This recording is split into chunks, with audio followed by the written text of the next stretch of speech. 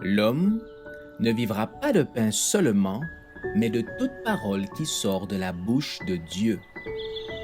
Voici votre moment de méditation quotidienne.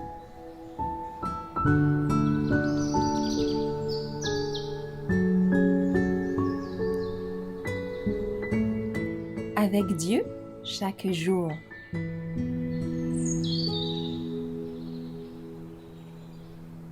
Soyez fermes, inébranlables, le 12 novembre. Ainsi, mes frères bien-aimés, soyez fermes, inébranlables, travaillant de mieux en mieux à l'œuvre du Seigneur, sachant que votre travail ne sera pas vain dans le Seigneur. 1 Corinthiens 15, verset 58.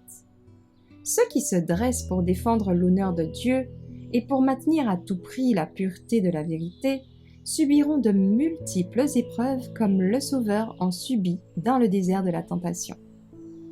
Les tempéraments faibles, qui n'ont pas le courage de condamner le mal et qui demeurent silencieux quand leur influence est nécessaire pour défendre le droit contre toute oppression, peuvent s'éviter de multiples tourments et échapper à maintes perplexités.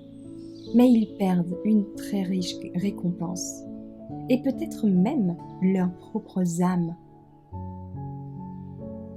Ceux qui sont en harmonie avec l'Éternel et qui reçoivent par la foi en lui la force de résister au mal et de se dresser pour défendre le droit, se heurteront toujours à de durs obstacles, et il leur arrivera, fréquemment, de demeurer presque seuls.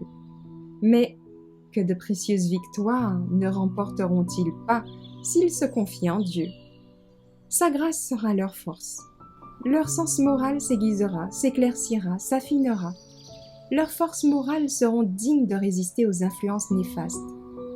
Leur intégrité, semblable à celle de Moïse, sera du caractère le plus pur. Pour accomplir l'œuvre de Dieu sans fléchir, il faut faire preuve de courage moral. Ceux qui se comportent ainsi ne peuvent pas se laisser aller à l'égoïsme, aux considérations personnelles, à l'ambition, à l'amour du confort, au désir d'éviter la croix. Obéirons-nous à la voix de l'Éternel ou écouterons-nous la voix séductrice du malin qui nous berce pour nous endormir dans un sommeil fatal, à la veille même des réalités éternelles? Notre Sauveur désire ardemment sauver les jeunes. Il les attend afin de placer sur leur tête la couronne de vie. Il les attend afin d'entendre leur voix joyeuse s'unir pour rendre honneur, gloire et majesté à Dieu et à l'agneau, dans un chant de victoire qui retentira d'écho en écho dans les parvis des cieux.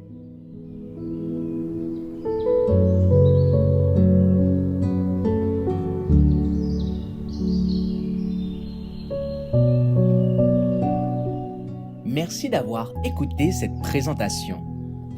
Assurez-vous de nous rejoindre demain pour votre moment de méditation quotidienne avec lereste.org.